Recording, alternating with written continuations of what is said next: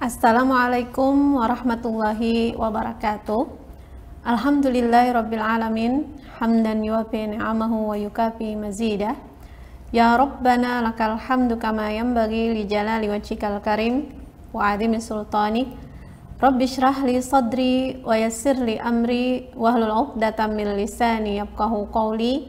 Allahumma shalli ala sayidina Muhammad wa ala alihi wa sahbi ajmain. Amma ba'du.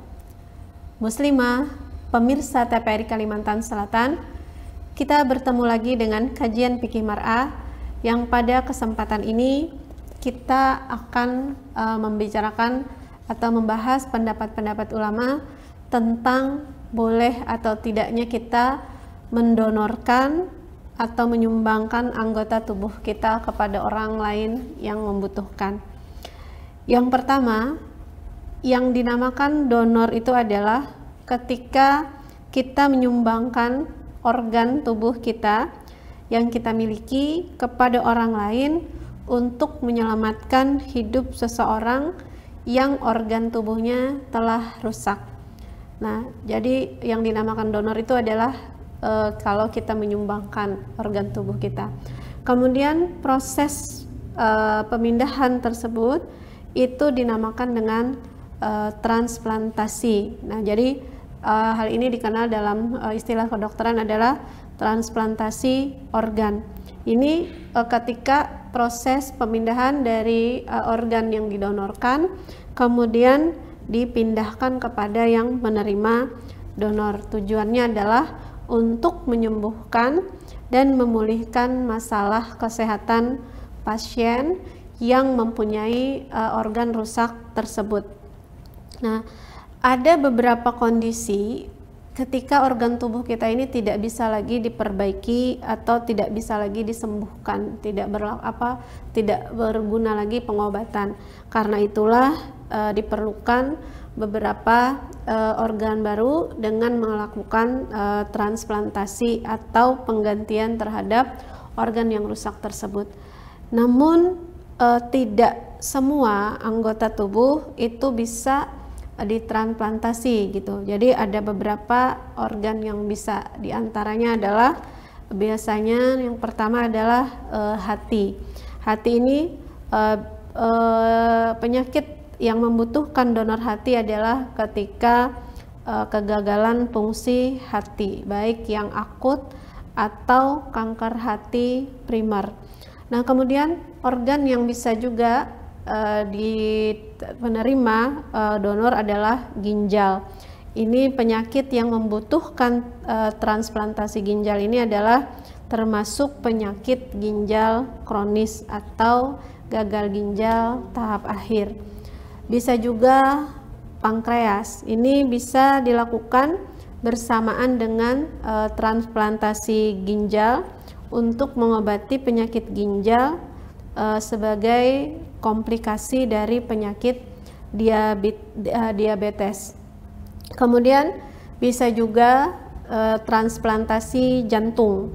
Ini bisa dengan cara pengobatan terakhir kepada seorang pasien yang mengalami penyakit jantung atau gagal jantung yang biasanya diakibatkan oleh kerusakan pada otot jantung atau penyakit jantung koroner atau penyakit jantung bawaan atau penyakit katup jantung.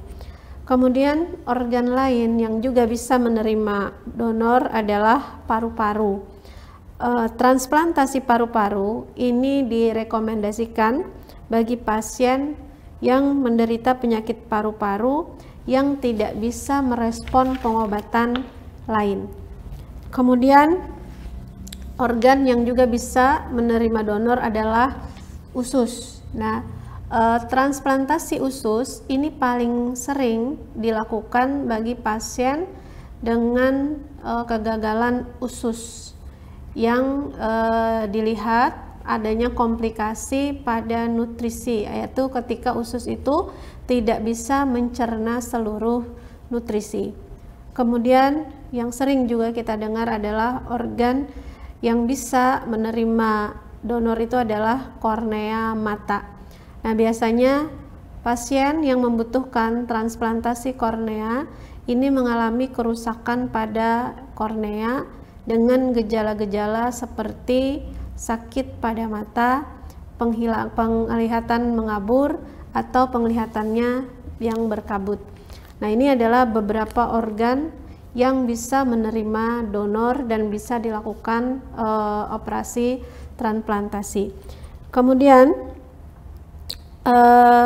pada kondisi-kondisi tertentu ini seorang pendonor organ itu tidak bisa melakukan donor atau dikatakan tidak memenuhi syarat ketika dia memiliki beberapa tanda-tanda di bawah ini. Yang pertama, misalnya pendonor itu terjangkit penyakit yang bisa menular, seperti misalnya infeksi penyakit HIV atau hepatitis B atau hepatitis C atau penyakit tokso atau penyakit malaria. Nah, kemudian pendonor juga tidak bisa mendonorkan apabila dia menderita penyakit diabetes, terutama yang sudah parah. Begitu juga kalau dia mengalami penyakit gagal ginjal atau penyakit gagal jantung, atau pendonor ini mempunyai penyakit kanker, terutama yang telah stadium akhir dan sedang mengalami perawatan penyakit tersebut. Nah, kemudian beberapa pertanyaan yang sering kita tanyakan ketika adanya upaya donor atau transplantasi ini, apakah ada resiko bagi si pendonor ketika dia mendonorkan salah satu organnya. Jadi karena transplantasi ini adalah merupakan suatu prosedur operasi, maka tentu saja mempunyai resiko bagi si pendonor. Dia bisa mempunyai resiko pasca operasi, diantaranya adalah bisa rasa sakit, atau bisa terjadi infeksi atau pendarahan atau penggumpalan darah, atau bisa juga komplikasi pada luka operasi. Jadi sekalipun hal ini jarang terjadi, tetapi bisa saja terjadi pada salah satu pendonor. Bahkan bisa juga pendonor itu mengalami kematian. Nah, itu beberapa resiko yang terjadi kepada diri pendonor. Muslimah, pemirsa TPR Kalimantan Selatan, kita akan melihat bagaimana pendapat ulama fikih mengenai transplantasi atau donor organ ini kepada manusia dalam tinjauan fikih Islam setelah jeda berikut.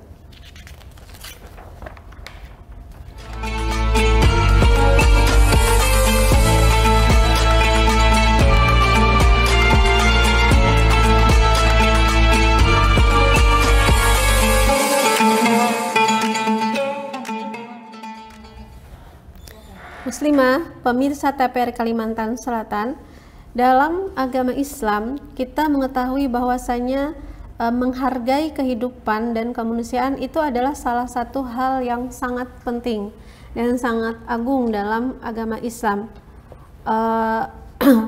Rasulullah SAW mengatakan bahwasanya man ahya nafsan ka'annama ahyan nas jami'an. Barang siapa seseorang yang menyelamatkan nyawa satu orang manusia, maka seolah-olah ia telah menyelamatkan seluruh hidup manusia. Nah, dalam persepsi ini bahwa sebenarnya mendonorkan organ itu bisa dianggap salah satu tindakan yang mulia karena mendukung mendukung prinsip kehidupan dan bisa menyelamatkan kehidupan seorang manusia. Namun dalam permasalahan fikih ini merupakan satu kajian fikih yang diperdebatkan oleh para ulama.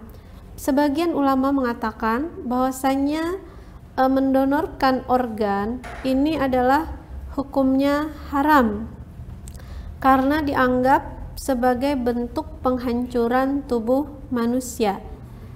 Dalil mereka adalah dalam Al-Quran surah Al-Isra ayat 70 yang menyatakan bahwa manusia itu harus dihormati dan tidak boleh dianiaya. Allah Subhanahu wa taala berfirman, "Walaqad karramna bani Adam wa hamalnahum fil barri wal bahri wa razaqnahum minat thayyibati wa faddalnahum ala katsirin mimman khalaqna tafsila." Nah, jadi kemuliaan anak manusia dalam ayat ini itu berlaku dari dia hidup sampai dia meninggal dunia. Maka tidak boleh badannya itu dikurang-kurangi atau diberikan kepada orang lain. Kemudian juga dalam sebuah hadis Rasulullah SAW itu melarang mencincang mayat atau mematahkan tulang.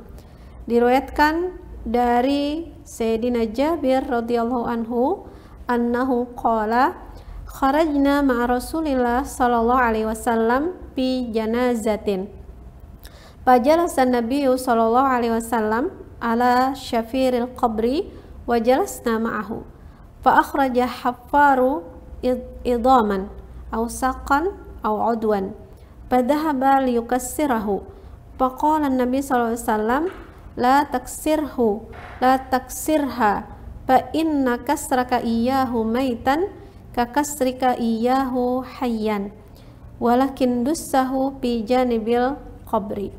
Aku keluar bersama Rasulullah sallallahu alaihi wasallam mengantar jenazah. Kemudian beliau duduk di pinggir kubur dan kami pun juga demikian. Lalu seorang penggali kubur mengeluarkan tulang, bisa betis atau anggota tubuh dari satu jenazah dan mematahkan atau menghancurkannya. Maka Rasulullah SAW bersabda, jangan kamu patahkan tulang itu. Kamu patahkan mesti dia sudah meninggal, sama saja dengan kamu patahkan sewaktu kamu masih hidup. Maka benamkanlah dia di sisi kuburan. Nah, dalam hadis ini Rasulullah melarang kita untuk mematahkan tulang walaupun kondisinya sudah meninggal. Kemudian begitu juga ada suatu hadis yang diriwayatkan oleh Sulaiman bin Buraidah dari ayahnya. Beliau berkata, "Kana Rasulullah sallallahu alaihi wasallam idza amara amiran ala jaisin aw sariyatin awsahu fi hasatihi bitaqwallah wa man ma'ahu minal muslimina khairan.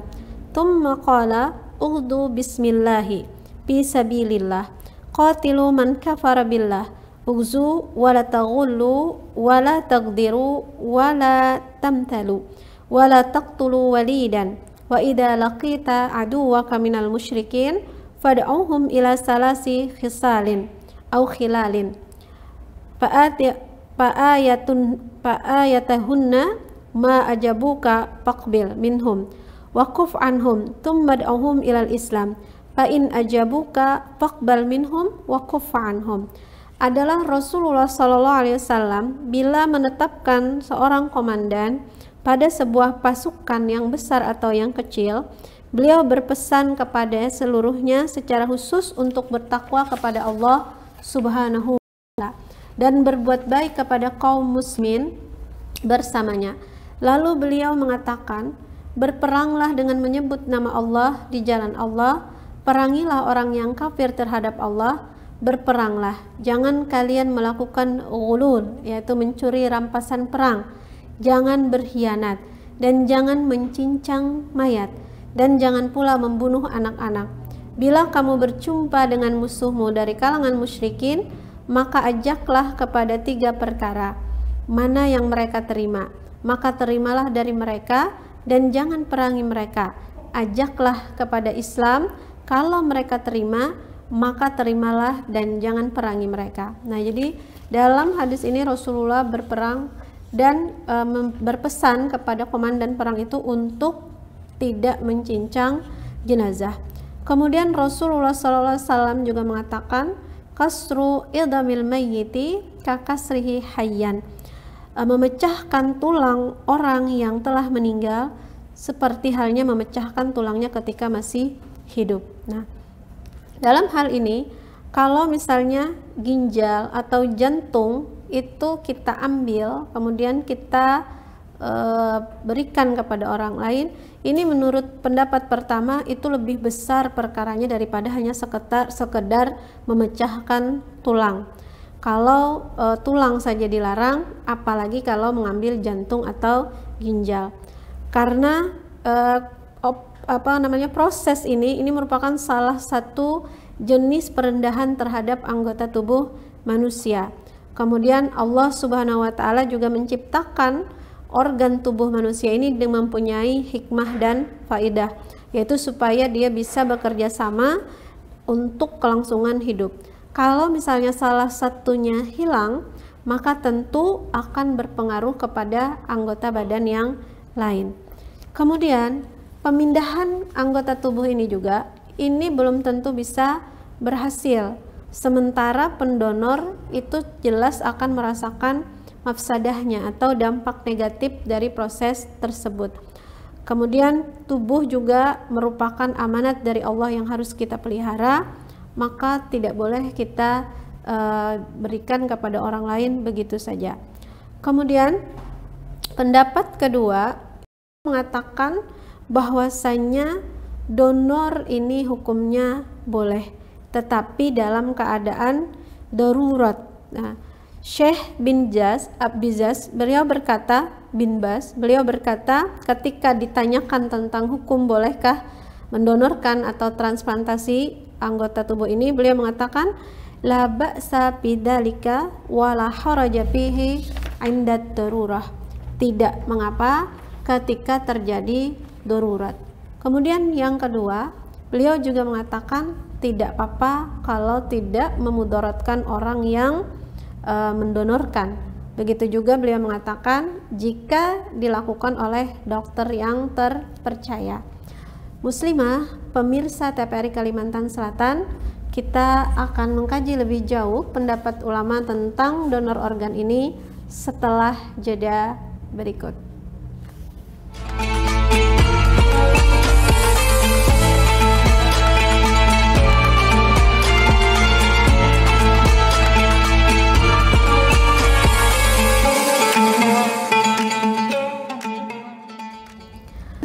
Pemirsa TPRI Kalimantan Selatan, kita tadi telah mengetahui bahwa sebagian ulama mengatakan bahwa donor organ tersebut tidak diperbolehkan, dan ada juga sebagian ulama yang mengatakan bahwa donor organ itu diperbolehkan. Seperti halnya Dr. Abdul Hayy Yusuf, beliau adalah guru besar pada Fakultas Thaqafah Islamiyah di Khartoum University di Sudan. Beliau juga pernah ditanya tentang donor ginjal. Beliau menjawab, "Fatabarru bil killi liman ihtaja ilaiha min amalil bir wa hisalil khair." Donor ginjal bagi orang yang membutuhkan itu termasuk amal soleh dan tindakan kebajikan. Kemudian beliau juga mengatakan syarat untuk diperbolehkannya melakukan donor ginjal ini.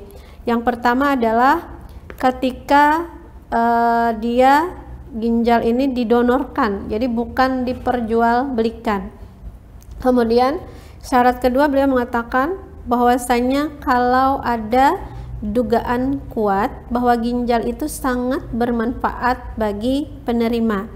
Kemudian yang ketiga syaratnya adalah jika tidak menyebabkan ancaman yang membahayakan bagi pihak yang mendonor. Nah, ini adalah beberapa pendapat ulama yang membolehkan tentang donor organ tubuh ini. Kemudian di Indonesia sendiri, Majelis Ulama Indonesia ini memberikan fatwa tentang beberapa ketentuan hukum mengenai transplantasi organ ini. Yang pertama, mereka mengatakan bahwasanya tidak diperbolehkan memberi atau menjual organ atau jaringan tubuh kepada orang lain karena organ tersebut bukan hak milik, yaitu itu adalah hak milik Allah. Kemudian untuk pengambilan dan transplantasi organ atau jaringan tubuh tanpa adanya alasan yang dibenarkan secara syar'i, hukumnya haram. Jadi kalau tidak ada alasannya maka tidak diperbolehkan. Kemudian MUI juga mengatakan atau mengungkapkan bahwa transplantasi organ orang yang meninggal kepada manusia yang hidup itu diperbolehkan dengan ketentuan adanya kebutuhan yang mendesak. Jadi ini sesuai dengan pendapat para ulama tadi, diperbolehkan hanya pada keadaan darurat yang dibenarkan secara syar'i. Seperti apa? Yaitu tidak ada lagi upaya medis lain yang menyembuhkan hal tersebut kecuali dengan melakukan transplantasi. Kemudian MUI juga menyatakan bahwasanya hal ini terjadi dan sifatnya tolong menolong, tidak untuk komersial. Nah, kemudian hal ini juga bisa dilaksanakan apabila mendapat izin keluarga atau pemerintah yang menangani hal tersebut. Nah, kemudian transplantasi yang diperbolehkan menurut MUI ini tidak termasuk organ reproduksi, organ genital atau otak. Jadi tidak boleh kalau hal tersebut. Nah, dari beberapa persyaratan ini itu ulama sepakat bahwasannya hal tersebut dijadikan secara tabarru atau secara tolong menolong, bukan komersil. Nah, pertanyaan kita berikutnya, bagaimana jika seseorang mewasiatkan? Jadi dia yang mewasiatkan organnya, nanti ketika dia meninggal dunia, organnya itu akan dia dia sumbangkan kepada orang lain. Nah, ulama mengatakan bahwasanya wasiat seperti ini hukumnya boleh dengan pertimbangan beberapa maslahat syariah gitu. Dan ini juga berdasarkan bahwasanya dalam satu kaidah usul fikih bahwasanya maslahat orang yang hidup itu lebih diutamakan daripada maslahat kehormatan orang yang sudah meninggal dunia. Nah, dalam masalah ini ada beberapa fatwa dari Majma' Fiqih Al-Islami yang dalam fatwanya mereka mengatakan boleh untuk memindahkan anggota tubuh dari orang yang sudah meninggal kepada orang yang masih hidup. Kita baca fatwanya, yajuzu naqlu udwin min maitin ila hayyin tatawaqqafu hayatuhu ala dalikal udwu aw tatawaqqafu salamatu wajibati asasiyah fihi ala dalika bisyarti ayyu'danal mayt aw warasatahu ba'da mautihi aw bisyarti muwafaqati waliyil muslimin in kana al-mutawaffi majhulul hawiyah aw la warasata lahu. Boleh hukumnya memindahkan organ tubuh mayit kepada orang yang hidup yang sangat bergantung keselamatan jiwanya dengan organ tubuh tersebut, atau fungsi organ vital sangat tergantung kepada keberadaan organ tersebut, dengan syarat si mayit atau ahli warisnya mengizinkan, atau dengan syarat persetujuan muslimin jika si mayit seorang yang tidak dikenal identitasnya dan tidak memiliki ahli waris. Nah, jadi dari fatwa tersebut kita dapat menyimpulkan bahwasanya seseorang yang sedang hidup itu boleh membuat wasiat bahwa kalau dia meninggal anggota tubuhnya boleh didonorkan kepada seseorang atau kepada lembaga tertentu. Nah, tetapi dalam fatwa ini yang diperbolehkan itu adalah mewasiatkan dan tidak boleh menjual anggota badan.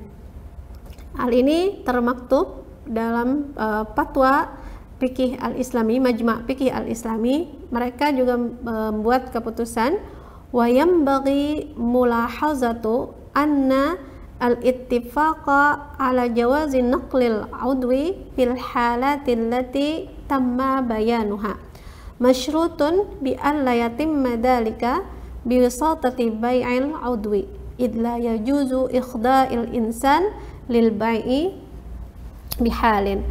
Perlu diperhatikan bahwa kesepakatan bolehnya memindahkan anggota tubuh yang dijelaskan di atas disyaratkan tidak dilakukan dengan cara jual beli organ tubuh, karena jual beli organ tubuh tidak diperbolehkan sama sekali. Nah, jadi harus dilakukan secara sukarela, secara tolong menolong, tidak diperbolehkan untuk diperjualbelikan. Dalam Fatwa Syabakah Al-Islamiyah dijelaskan mengapa alasan larangan melakukan jual beli anggota badan. Yang pertama, al-awwalu anna hadhil a'da laysat milkan lil insan hatta yu'awada 'alaiha wa kadzalika laysat milkan liwarasatihi hatta yu'awidu 'alaiha ba'da wafatihi. Yang pertama alasannya adalah anggota badan itu bukan milik manusia secara pribadi sehingga dia boleh seenaknya menjualnya. Demikian pula anggota badan bukan milik ahli warisnya sehingga mereka boleh seenaknya menjualnya setelah keluarganya wafat. Kemudian yang kedua, bahwa anggota badan ini adalah muhtaramah, dihormati dan dimuliakan. Kalau boleh diperjualbelikan, maka akan menghilangkan ihtiram atau penghormatan tersebut. Kemudian jika seandainya diperbolehkan untuk menjual anggota badan, maka banyak orang-orang yang akan melakukan hal tersebut tanpa memikirkan akibatnya. Muslimah, pemirsa TPRI Kalimantan Selatan, demikian pendapat para ulama mengenai donor organ ini dan kesepakatan atau larangan mereka untuk melakukannya bila dilakukan secara komersil. Mudah-mudahan apa yang kita bahas pada hari ini bermanfaat. Kita tutup kajian kita ini dengan sama-sama berdoa. Subhanakallahumma bihamdik asyhadu an la ilaha illa anta astaghfiruka wa atubu ilaik. Wassalamualaikum warahmatullahi wabarakatuh.